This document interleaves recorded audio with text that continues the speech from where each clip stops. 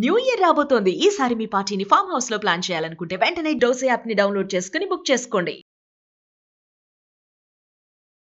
నమస్తే, welcome back to Suman TV. Present మనతో పాటు ఉన్నారు ఫైనాన్షియల్ అడ్వైజర్ యాదగిరి గారు. నమస్తే సార్. నమస్తే మేడం. సార్, ఇన్సూరెన్స్ పాలసీల గురించి మాట్లాడుకుంటే అందులో ముఖ్యంగా హెల్త్ ఇన్సూరెన్స్. అంటే ఈరోజు క్వశ్చన్ ఏంటంటే, హెల్త్ ఇన్సూరెన్స్ తీసుకునే ముందు మనం తీసుకోవాల్సినటువంటి జాగ్రత్తలు ఏంటంటే, ఒక ప్రికాషన్స్ ఏమన్నా ఉంటాయా అసలు?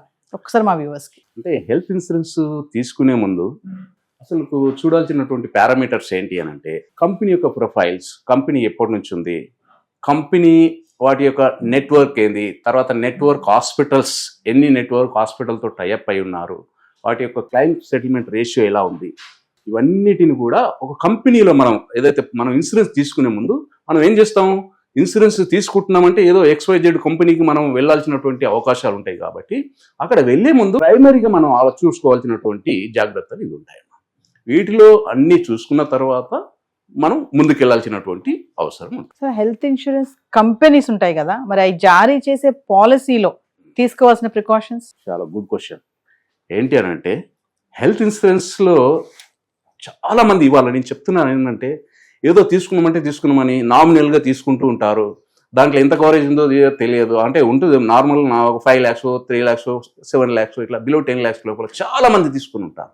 కానీ దాంట్లో ఏమేమి కవర్ అవుతాయి, ఏమేమి కవర్ కావు అనేటువంటి చూసుకునేది చాలా తక్కువ మంది చూసుకుంటుంటారు. అందుకని ఇవాళ ఏదైనా సరే, ఇప్పుడు తీసుకున్న వాళ్ళైనా సరే, ఇంతకుముందు పాలసీలు ఎవరైతే చేసుకుని ఉన్నారో వారు కూడా ఒకసారి దాన్ని రివ్యూ చేసుకోండి. కొత్తగా తీసుకునే వాళ్ళు ఎవరైతే ఉంటారో వాళ్ళు ఫస్ట్గా మనం ఏమేం చేయాలి, కొద్దిగా లెంత్ అయినా సరే వాళ్ళు చూడమని చెప్తున్నాను. ఎందుకంటే ప్రేక్షకులకు నేను మరీ చెప్తున్నా, ఇలాంటి ఇంపార్టెంట్ విషయాలు ఏవైతే ఉంటాయో కొంచెం టైం ఇచ్చైనా సరే మీరు తెలుసుకోండి. ఎందుకంటే మనం ఏవేవో చూస్తుంటాం, అది కాదు, ఇవి ఇంపార్టెంట్, మనకు ఉపయోగపడేటువంటివి. కొద్దిగా టైం తీసుకొని చూడండి.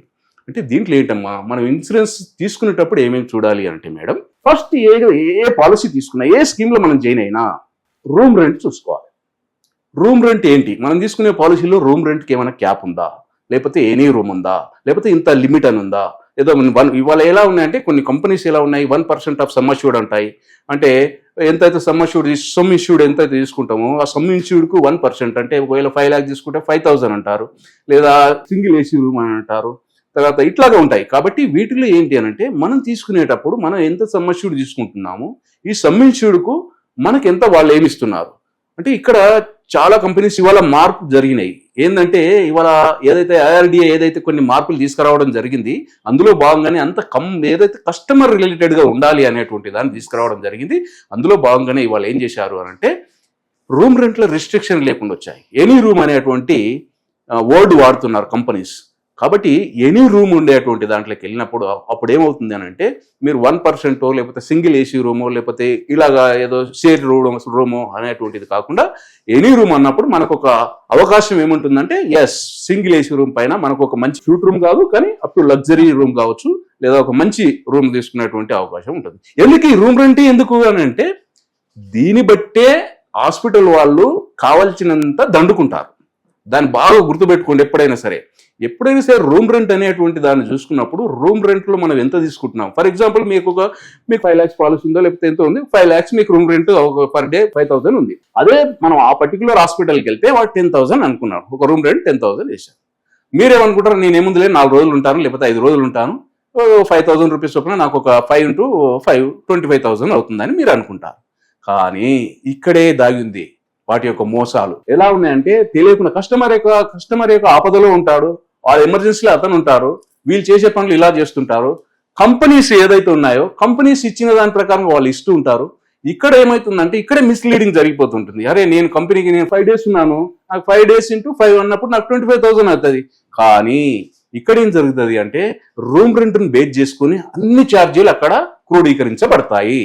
డాక్టర్ ఫీజు కావచ్చు, తర్వాత డయాగ్నోస్టిక్ ఛార్జెస్ కావచ్చు, లేకపోతే ఇంకేదైనా ఫీజెస్ కావచ్చు, అన్ని కూడా దాంట్లో భాగంగానే వేయబడతాయి. అప్పుడు ఏమవుతుంది, ఒకవేళ మనం 10,000 రూమ్లో ఉన్నట్టయితే ఆ 10,000 రూమ్ ప్రకారం ఆయన 5 days ఉన్నట్టయితే ఆయనకు ఒక 2 లక్షలు 3 లక్షలు ఆయనకు ఫీజు వేస్తుంది పంపించినట్టయితే, కంపెనీ దగ్గర 5 లక్షలు ఉంది కానీ ఆయన ఒక 3 lakhs ఇచ్చాడు. దీనికి ఎలిజిబిలిటీ యాక్చువల్గా ఇంత ఉండదు. ఆయన ఉన్నటువంటి కంపెనీ ఏం చేస్తాయి, ఈ దానికి ఇంతే అని చెప్పేసి కొన్ని డిజైన్ వాళ్ళు అగ్రీడ్ అయి ఉంటారు. అగ్రీడ్ దాంట్లో ఇంత పర్సెంటేజ్ ప్రకారం ఇంత ఉంది. ఎస్, నేను 2.5 లక్షల కన్నా ఉన్నప్పుడు మీకు అక్కడ వచ్చేది యాక్చువల్గా చూసుకుంటే 1,50,000 వస్తుంది. మీరు ₹1,00,000 ఎక్స్ట్రా మీరు లాస్ అవ్వాల్సినటువంటి అవసరం ఉంటుంది. ఎందుకు ఈ రూమ్ రెంట్ గురించి చెప్తున్నాను నేను. ఇలాగే ఈ రూమ్ రెంట్తో పాటుగా ఏమవుతుందంటే కోపేమెంట్ కూడా వస్తుంది. కొంతమందికి కోపేమెంట్ ఉంటుంది, అంటే కొన్ని కంపెనీస్ కోపేమెంట్స్ చేస్తాయి. కోపేమెంట్ అన్నప్పుడు ఏమవుతుందంటే ఏజ్ ప్రకారంగా ఒక 60+ అయినటువంటి వాళ్ళకు కంపెనీ ఏం చేస్తుందంటే కోపేమెంట్ 10%, 20% అని కోపేమెంట్ సిస్టమ్ కూడా తీసుకొచ్చింది. ఇప్పుడు కొన్ని కంపెనీలు ఇప్పుడు ఆల్రెడీ కొత్తగా వచ్చే ఏవైతే స్కీమ్స్లలో అవి కూడా తీసేయడం జరుగుతుంది. ఇంతకుముందు ఉన్నటువంటి దాంట్లో నేను అందుకే చెప్తున్నా, మీరు ఇంతకుముందు ఎవరైనా చేసుకుని ఉన్నటువంటి వాళ్ళు కోపేమెంట్ ఆప్షన్ ఉందా చూసుకోండి. లేదా కోపేమెంట్ ఉన్నట్టయితే దాంట్లో ఎంతవరకు కోపేమెంట్ ఉంది, ఆ కోపేమెంట్ వల్ల కూడా కస్టమర్ అనేవాడు లాస్ అయిపోతారు. కాబట్టి అది వాస్తవానికి ఆయనకు తెలియదు, తీసుకుంటాడు. కోపేమెంట్ అంటే ఏందో తెలియదు. కోపేమెంట్ అంటే ఫర్ ఎగ్జాంపుల్ ఒక ₹1,00,000 మనకు ఖర్చు అయినట్టయితే ₹1,00,000 ఆయన ఎంత పర్సెంటేజ్ కోపేమెంట్ ఉంది, 10% ఉంటే 10,000 పేమెంట్ చేయాలి. ఆయన 20% ఉంటే 20,000 పేమెంట్ చేయాలి. రిమైనింగ్ అమౌంట్ అనేది కంపెనీ పే చేస్తుంది. అది కోపేమెంట్ సిస్టమ్. అందువల్ల అవి కూడా మనం చూసుకోవాలి. అదేవిధంగా డిసీజ్ వైజ్గా సబ్ లిమిట్స్ ఉంటాయి. అంటే అన్ని కంపెనీ ఆల్మోస్ట్ ఇంతవరకు అన్ని కంపెనీస్ కూడా సబ్ లిమిట్స్తోనే వచ్చినాయి. ఇప్పుడు ఇంతకుముందు అదే చెప్తున్నాను, ఇవన్నీ మీరు కొద్దిగా ఆలోచించుకోండి, చూసుకోండి సబ్ లిమిట్స్ ఎలా ఉన్నాయి. ఫర్ ఎగ్జాంపుల్ క్యాటరాక్ట్ కావచ్చు, నీ సర్జరీస్ కావచ్చు, లేదా మనకు ఇంకా వేరే ఏదైనా ఉంటే వీటన్నిటికీ సబ్ లిమిట్స్ పెడతారు. ఎలాగా, ఫర్ ఎగ్జాంపుల్ మనకు ఒక 10 lakhs ఉంటే మీకు ఇక్కడ 2 lakhs కవర్ చేస్తాము అని అంటారు. అలాంటి వాటి ఏమైనా ఉన్నాయా చూసుకోండి. అలాంటివి లేకుండా ఇప్పుడు ఏం చేస్తున్నారు అంటే up to the sum insured అంటున్నారు. అంటే 10 lakhs ఉంటే 10 lakhs వరకు కూడా మేము కవర్ చేస్తాము అని చెప్తున్నారు. లేదా యాక్చువల్ ఎంతైతే యాక్చువల్ ఖర్చు అవుతుందో యాక్చువల్ని కూడా మేము కవర్ చేస్తామని ఇప్పుడు చెప్తున్నారు. కాబట్టి ఇలాగా వీటన్నిటిని చూసుకోవాల్సినటువంటి అవసరం ఉంటుంది. ఏది సబ్ లిమిట్స్, తర్వాత మనకు ఏదైతే కోపేమెంట్, రూమ్ రెంట్. ఇదే కాకుండా ఇంకేంటి అని అంటే రూమ్ రెంట్తో పాటుగా డే కేర్ ప్రొసీజర్ ఏదైతుందో ట్రీట్మెంట్ ఉంటాయి. డే కేర్ ట్రీట్మెంట్ అంటే ఏంటి అని అంటే ఇవాళ ఇంతకుముందు హాస్పిటల్స్ మనం జాయిన్ కావాలంటే 24 hours హాస్పిటలైజేషన్ అవ్వాల్సినటువంటి అవసరం ఉంది. కానీ ఇవాళ లేటెస్ట్గా వచ్చిన టెక్నాలజీ వల్ల, లేటెస్ట్గా మనకు మెడికల్ సైన్స్లో జరుగుతున్నటువంటి డెవలప్మెంట్ వల్ల చాలా రకాల జబ్బులకు ఇవాళ 24 hours హాస్పిటలైజేషన్ అవ్వాల్సిన అవసరం లేదు. అలాగా వెళ్ళి కొన్ని అవర్స్ మాత్రమే హాస్పిటల్ ఉంటాం, తర్వాత ట్రీట్మెంట్ అయిపోతుంది, మనం మళ్ళీ ఇంటికి కూడా రావడం జరుగుతుంది. దాంట్లో భాగంగా క్యాటరాక్ట్ కావచ్చు, లేకపోతే కిడ్నీలో స్టోన్స్ కావచ్చు, తర్వాత ఇంకా ఈవెన్ దో మనకు హార్ట్లో ఉన్నటువంటి ఏదైతుందో యాంజియోగ్రామ్స్ ఇలాగ ఏవైతే ఉంటాయో వాటిని చేయడం కావచ్చు, వీటన్నిటిని కూడా వితిన్ అవర్స్లలో కంప్లీట్ అయిపోతున్నాయి. కాబట్టి వీటన్నిటిని కూడా చూసుకొని డే కేర్లో ఏమేమి కవర్ చేస్తున్నారు, దాంట్లో కూడా కొన్ని లిమిట్స్ పెడతారు. అలా లిమిట్స్ ఉన్నాయా, లేదా యాక్చువల్ ఉందా, లేదా అప్ టు సమ్ ఇన్ష్యూర్డ్ ఉన్నాయా, వాటిని చూసుకొని వాటితో పాటుగా ఎంపిక చేసుకొని ముందుకు వెళ్ళాల్సినటువంటి అవసరం ఉంది. దీనివల్ల ఏంటి అని అంటే దీనివల్ల కూడా చాలా లాస్ అవుతారు. అంటే ఇవన్నీ ఎందుకు అంటే ఒక్కొక్కటిగా మనం పాయింట్లను చూసుకున్నట్టయితే దాంట్లో ఏవైతే మనకు ఉపయోగపడుతున్నాయో, అంటే వాస్తవానికి వాళ్ళ ఉండేది వాళ్ళకు ఉంటాయి. కానీ మనం చూసుకోవాల్సింది, మనం ఇప్పుడు ఒక కాంట్రాక్ట్ వెళ్తున్నాము అంటే ఎంతకైతే తీసుకుంటున్నామో 10 లక్షల, 15 లక్షల, 20 లక్షల మన ఫ్యామిలీ మన నేడుని బట్టి రేపొద్దున తీసుకునేటువంటి దీంట్లో ఇవన్నీ చూసుకోవాల్సినటువంటి అవసరం ఉంటుంది.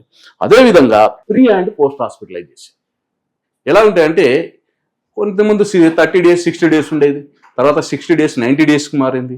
ఇప్పుడు లేటెస్ట్గా ఏం చేశారు అంటే 90 days 180 daysకు మార్చడం జరిగింది. అంటే ప్రీ పోస్ట్ హాస్పిటలైజేషన్ అంటే ఏంటి అంటే మనం హాస్పిటల్ ఏదైనా కారణం చేత హాస్పిటల్లో జాయిన్ అయ్యేదానికన్నా ముందు ఎంత ఖర్చు అవుతుందో వాటిని అది 3 నెలల వరకు ఇవాళ ఇస్తున్నాయి, ఆఫర్ చేస్తున్నాయి. 2 నెలలు 3 నెలలు ఇలాగ ఆఫర్ చేస్తున్నాయి. అంటే మనం వెళ్తాం ఏదో ఒక కారణం చేత ఏదో ఒక డిసీజ్ వల్ల మనం ఇక్కడ వెళ్ళి డయాగ్నోజ్ చేసుకొని చూసుకున్నటువంటి ఆ ఖర్చులు కూడా వాటన్నిటిని కూడా హాస్పిటల్లో అడ్మిట్ అయ్యేదానికన్నా ముందు ఇప్పుడు ఆఫర్ చేస్తున్నాయి కొన్ని కంపెనీస్. 3 months వరకు కూడా మీరు ఏదైతే చూయించుకుంటారో ఆ యొక్క అమౌంట్ను కూడా మేము ఇస్తాము అని చెప్తున్నారు. అదేవిధంగా హాస్పిటల్ అడ్మిట్ అయ్యాం, ట్రీట్మెంట్ అయిపోయి మళ్ళీ మనం బయటకు వచ్చేసాం. తద్వారా ఇంకా కొన్ని టెస్టులు ఉంటాయి. హాస్పిటల్ అప్పుడే వచ్చేసిన తర్వాత అప్పుడే మనం అది కాము, 1-2 సార్లు రివ్యూ ఉంటుంది, వాళ్ళ డాక్టర్ని కలవాల్సి ఉంటుంది, ఆయన కొన్ని టెస్టులు రాస్తాడు, కొన్ని మందులు ఉంటాయి, డయాగ్నోజ్ చేయడం జరుగుతుంది. ఇంకా మళ్ళీ ఆఫ్టర్ ఏదైతే ఉంటుందో హాస్పిటలైజేషన్ తర్వాత అప్పుడు కూడా అయినటువంటి ఖర్చులను ఇవాళ 6 నెలల వరకు కూడా కవర్ చేస్తామని చెప్తున్నాయి. అలాంటి వాటిని మనం చూసుకోవాలి. అదేవిధంగా ఈ ప్రీ అండ్ పోస్ట్ హాస్పిటలైజేషనే కాకుండా ఇంకా కొన్ని ఉన్నాయి. ఏంటి అదంటే ఇందులో ఇనిషియల్ వెయిటింగ్ పీరియడ్స్ ఉంటాయి. ఇనిషియల్ వెయిటింగ్ పీరియడ్ అంటే ఏ కంపెనీ అయినా సరే కొన్ని ఇనిషియల్ వెయిటింగ్ పీరియడ్ పెడుతుంది. ఆ ఇనిషియల్ వెయిటింగ్ పీరియడ్ ఏంటి అని అంటే ఫస్ట్ 30 days ఏ కంపెనీ అయినా కానివ్వండి, ఫస్ట్ 30 days 1 month వరకు ఏవి కవర్ చేయదు. మనం తీసుకున్న పాలసీ తీసుకున్నాక ఏవి కవర్ చేయదు. 30 months తర్వాత కొన్ని ఏవైతే ఉంటాయో ఒక 2 years వరకు కొన్ని డిసీజ్కు వెయిటింగ్ పీరియడ్ ఇస్తారు. అంటే స్పెసిఫైడ్ డిసీజ్కు ఒక 24 months లేదా 2 years వరకు వెయిటింగ్ పీరియడ్స్ ఉంటాయి. అదే కాకుండా కొన్నింటికి పిఈడి అంటాం. పిఈడి అంటే పీ అడ్జస్టింగ్ డిసీజ్, అంటే ఇంతకు ముందే మనం ఏదో వ్యాధితో బాధపడుతున్నాం. ఆ వ్యాధి ఇవాళ మనం ఈ పాలసీ తీసుకుంటున్న ఈ స్కీమ్లో వస్తున్నాము అంటే అది వాళ్ళ డిసిజన్, కంపెనీ ఇస్తుందో ఏదో వాళ్ళ డిసిజన్. ఒకవేళ ఇస్తే వాటికి కొన్ని వెయిటింగ్ పీరియడ్స్ ఉంటాయి. ఏదైతే మనం పూర్వమే ఆల్రెడీ మన యొక్క డ్యామేజ్ జరిగింది మన బాడీకి, ఆ డ్యామేజ్ని కూడా మేము కవర్ చేస్తాము. ఎప్పుడు కవర్ చేస్తాము? కొన్నాళ్ళ తర్వాత. ఎన్నాళ్ళు అది? 36 నెలలు లేదా 3 సంవత్సరాల వరకు కామన్గా ఉంటాయి. అయితే ఇలాగా వాటి యొక్క కండిషన్స్ ఉంటాయి. అందులో భాగంగా ఇవాళ ఏం చేస్తున్నాయి కొన్ని కంపెనీస్ అని అంటే ఆ డిసీజ్ని కూడా మేము తగ్గిస్తాము, 31 days నుంచి మేము ఇవ్వగలుగుతాము, కాకపోతే కొంచెం రుసుము చెల్లించుకోవాలి అని చెప్తున్నాయి. అలా కూడా తీసుకునేటువంటి అవకాశాలు ఉన్నాయి.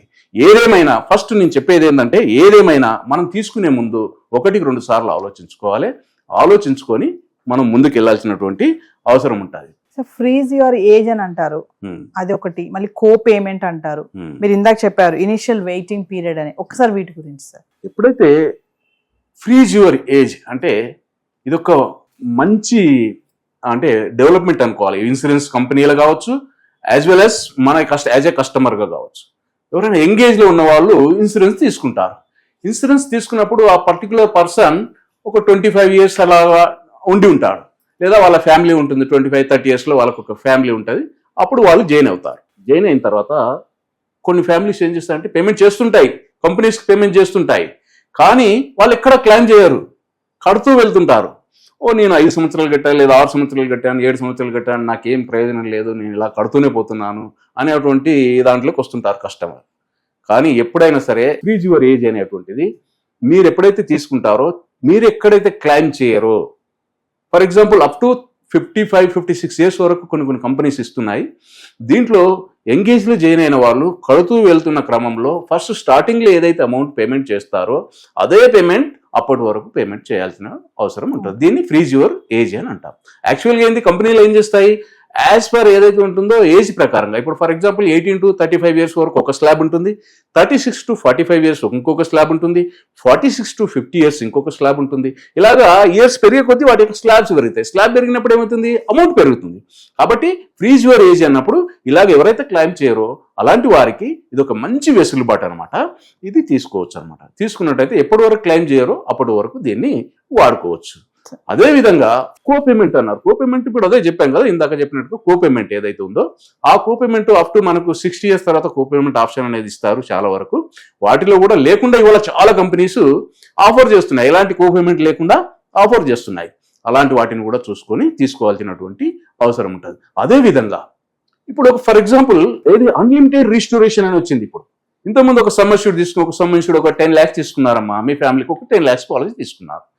ఆ 10 lakhs పాలసీ కంప్లీట్ అయిపోతే ఇంకేం ఉండదు వాస్తవానికి. కానీ ఆ మధ్యలో కొన్నాళ్ళ క్రితం ఏం చేశారు, రిస్టోరేషన్ ఒక 3 times రిస్టోరేషన్ లేదా 4 times రిస్టోరేషన్ అనేటువంటి స్కీమ్ తీసుకురావడం జరిగింది. దానివల్ల ఏంటి, ఒకే ఇయర్లో ఒకే ఫ్యామిలీకి సంబంధించిన వాళ్ళు ఒక 10 lakhs ఒకసారి అయిపోయినట్టయితే మళ్ళీ మేము రిస్టోరేషన్ చేస్తాం 10 lakhs అని చెప్పుకోవడం జరిగింది. అలాగా తీసుకొని రావడం జరిగింది. అంటే ఆ దాంట్లో ఏమైంది, ఆ రిస్టోరేషన్లో కూడా కొన్ని కండిషన్స్ ఉన్నాయి. పూర్తిగా అయిపోయిన తర్వాతనే రిస్టోరేషన్ చేస్తాం, 10 lakhs పూర్తిగా అయిపోతేనే మేము రిస్టోరేషన్, లేదా 20 lakhs పూర్తిగా అయిపోతేనే రిస్టోరేషన్ చేస్తాం అనేటువంటి కండిషన్తో తీసుకురావడం జరిగింది. అలాగా అవి పోయి ఇప్పుడు ఏమైందంటే అన్లిమిటెడ్ రిస్టోరేషన్ వచ్చింది. అన్లిమిటెడ్ రిస్టోరేషన్ అంటే ఏంటి, ఫర్ ఎగ్జాంపుల్ ఏదో ఒక 10 lakhs పాలసీ తీసుకున్నారు ఫ్యామిలీకి, అందులో ఎవరో ఒకరికి హాస్పిటలైజేషన్ అయ్యారు. హాస్పిటలైజేషన్లో అయితే అందులో ఒక 5 to 6 lakhs అవసరం పడింది, అయిపోయింది. అక్కడ రిమైనింగ్ ఎంత ఉంటుంది, యాక్చువల్గా 4 lakhs కానీ 5 lakhs కానీ ఉంటుంది. అయితే వచ్చిన వెంబడే మళ్ళీ అందులో 10 lakhs ఉంటుంది లిమిట్. అంటే ఏంది, అన్లిమిటెడ్ రిస్టోరేషన్. మనం హాస్పిటల్కి వెళ్ళి బయటకు వచ్చేసాం, మనకు ఆల్రెడీ ఉండాల్సింది యాక్చువల్గా 5-6 lakhs అయిపోతే మనకు ఒక 4 to 5 lakhs అనేది అందులో ఉండాలి. కానీ ఇవాళ అలా కాకుండా మీరు ఎంత అయితే ఉందో అంత ఖచ్చితంగా ఉంటుంది. అంటే ఒక రకంగా చెప్పాలంటే ఒక నిండుకుండలాగా, నిండుకుండలో ఎన్ని నీళ్ళు చేసినా అది తొలకకుండా ఎలా ఉంటుందో అలాగే నిండుకుండలాగా ఇది ఎప్పటికీ మన యొక్క ఎంత తీసుకున్నామో సమ్మిన్ష్యూర్డ్, ఆ సమ్మిన్ష్యూర్డ్ ఖచ్చితంగా ఎప్పుడు కూడా అంతే ఉంటుందన్నమాట. దానివల్ల ఉపయోగం ఏంటంటే కస్టమర్కి చాలా బెనిఫిట్ ఇది.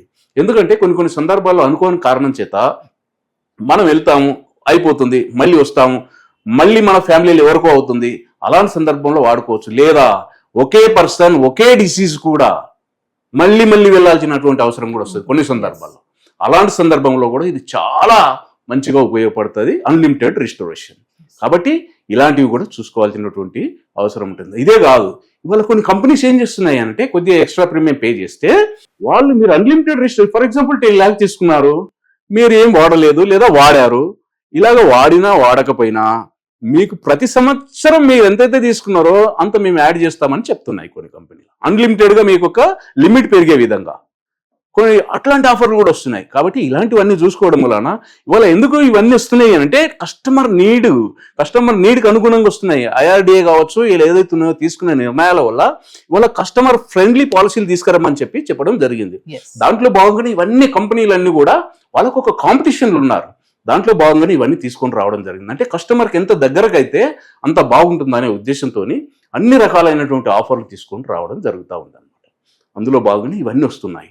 ఇవన్నిటిని కూడా కొత్తగా వచ్చేటువంటి స్కీమ్లలో ఏవైతే ఉంటాయో వాటన్నిటిని 1-2 సార్లు మీరు చూసుకొని ఒకసారి ఇది ఇంకొకటి, మనం ఇవాళ హెల్త్ ఇన్సూరెన్స్ ఎందుకు తీసుకోవాలి అని అంటే రేపొద్దున జరగబోయే డ్యామేజ్కి సంబంధించి, రేపొద్దున జరగబోయే నష్టానికి సంబంధించి మనం వాటి నుంచి ప్రొటెక్షన్ తీసుకోవడం కోసం ఈ హెల్త్ ఇన్సూరెన్స్ తీసుకోవాలి.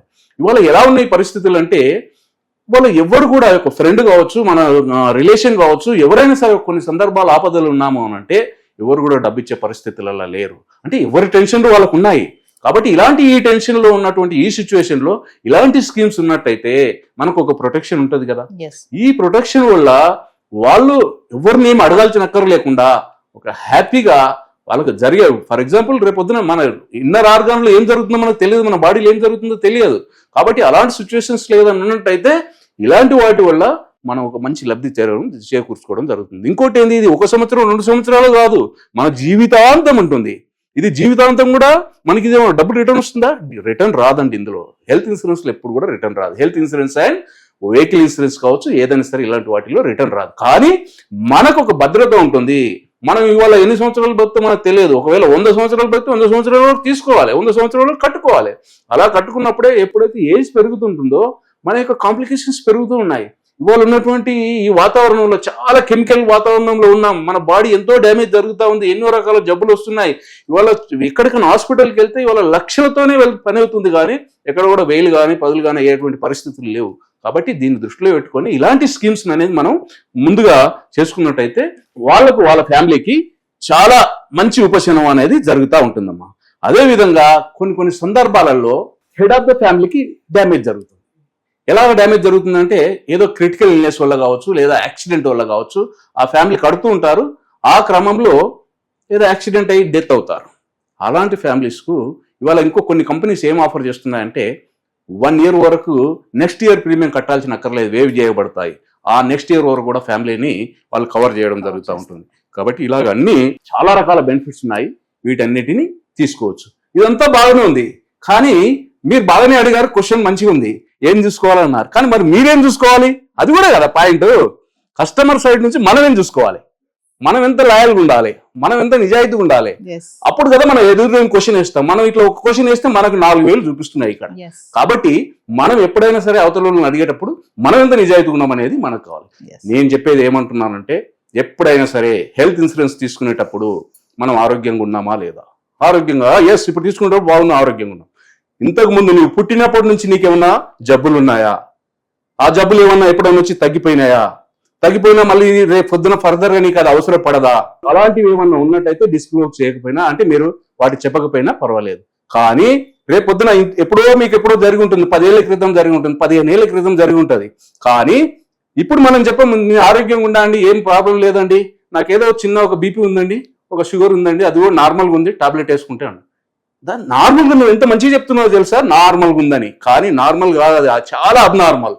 బీపీ కానీ షుగర్ కానీ వాటి వల్ల ఏమేమి కాంప్లికేషన్స్ వస్తాయో మీకు తెలియకపోవచ్చు. కానీ బీపీ వల్ల ఏమొస్తుంది, హార్ట్ అటాక్ వస్తుంది, బ్రెయిన్ ట్యూమర్స్ వస్తాయి, బ్రెయిన్ డ్యామేజ్ జరుగుతుంది, పెరాలసిస్ వస్తుంది. ఇవన్నీ పెద్ద జబ్బులు కదా.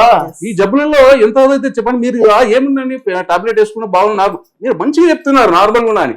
అది ఆల్రెడీ డ్యామేజ్ జరిగింది, మన బాడీకి డ్యామేజ్ జరిగింది కాబట్టి మనం ఇది చేసుకుంటున్నాం. కాబట్టి ఇవన్నీ డిక్లేర్ చేయాలి. ఎప్పుడైతే షుగర్ ఉంది, షుగర్ వల్ల ఏమవుతుందండి, ఏమన్నా చిన్న నార్మల్గా ఉంది, షుగర్ వల్ల ఏమవుతుందండి, కిడ్నీలు డ్యామేజ్ అవుతాయండి, కంటి చూపు పోతుందండి, కంటిలో ఉన్న నరాలు చిట్లిపోతాయండి. అది కాబట్టి ఇలాంటి వాటిని మీరు ఎప్పుడైనా సరే చిన్నగా, ఇప్పుడు సాధారణంగా ప్రతి కుటుంబంలో బీపీ షుగర్ అనేది సర్వసాధారణం అయిపోయింది కాబట్టి నేను అందుకే చెప్తున్నా, డిక్లేర్ చేయాలి. ఎప్పటి నుంచి ఉందో కూడా డిక్లేర్ చేస్తే ఆ కంపెనీ ఒకవేళ పాలసీ స్కీమ్ ఇస్తుందా లేదా మీ కంపెనీ డిసైడ్ చేస్తుంది. ఒకవేళ ఇచ్చిందా ఖచ్చితంగా మీకు రావాల్సిన ఏదైతే వెయిటింగ్ పీరియడ్ ఉంటాయి, ఇనిషియల్ వెయిటింగ్ పీరియడ్ ఉంటాయి, ఆ ఇనిషియల్ వెయిటింగ్ పీరియడ్ అయిపోయిన తర్వాత ఖచ్చితంగా ఇవ్వాలి కంపెనీ. ఒకవేళ ఇవ్వకపోతే దాన్ని రైట్ ఉంది మీకు కొట్లాడుకోవడానికి. మీరు వాళ్ళ కంపెనీ గ్రీవెన్స్ సెల్ కి మీరు ఒక మెయిల్ పెట్టొచ్చు. ఆ 15 days లోపల మీకు ఆ మెయిల్ కు రివర్ట్ ఇస్తారు. ఒకవేళ ఇవ్వకపోతే మన యొక్క ఏదైతే ఉంటుందో అంబుడ్స్మెంట్స్ లో మీరు కోర్టులో కేసు చేసుకొని గెలవడానికి అవకాశాలు ఉంటాయి. మనం రైట్ వేలో ఉంటే, మనమే రాంగ్ చేసినాం అనుకోండి, ఎవరు మనం ఏం చేయలేం. కాబట్టి ఎప్పుడు కూడా ఒక లాయర్ దగ్గర అబద్ధం ఆడొద్దు, ఒక పోలీస్ దగ్గర అబద్ధం ఆడొద్దు, ఒక డాక్టర్ దగ్గర అబద్ధం ఆడొద్దు, అదే విధంగా ఒక అడ్వైజర్ దగ్గర కూడా అబద్ధం ఆడొద్దు. అతనికి ఉన్నట్టు చెప్తేనే ఏమి ఇవ్వాలి, ఏం చేయాలి అనేటువంటివి వాటికి సంబంధించినటువంటి ప్రికాషన్ ఇవ్వగలుగుతాడు. కాబట్టి ఇది దయ ఉంచి మీరందరూ దీన్ని, నేను ఇలా చెప్తుండొచ్చు, మీకు కొద్దిగా అదిగా ఉండొచ్చు, ఏంది ఇలా చెప్తున్నారని, కానీ ఇది నిజాలు. ఇవి మీకు రేపొద్దున మీరు ఫేస్ చేసేటువంటి విషయాలు ఇవి. కాబట్టి వీటిని మీరు చాలా జాగ్రత్తగా ఆలోచించుకొని మీరు తీసుకోవాలి. తీసుకునేటప్పుడు మాత్రం ఖచ్చితంగా, మళ్ళీ నేను చెప్తున్నా, మీకు ఏదైనా ప్రాబ్లం ఉంటే ఖచ్చితంగా మీరు చెప్పాల్సినటువంటి కంపెనీకి చెప్పాల్సిన బాధ్యత మీ పైన ఉంది. అప్పుడే మీకు సరైనటువంటి పాలసీ అనేది దొరుకుతుంది, మీకు కవరేజ్ ఉంటుంది, ఇవన్నీ బెనిఫిట్స్ వస్తాయి. కాబట్టి ఇది తీసుకోమని నేను చెప్తాను madam. Thank you sir. Thank you madam. Thank you.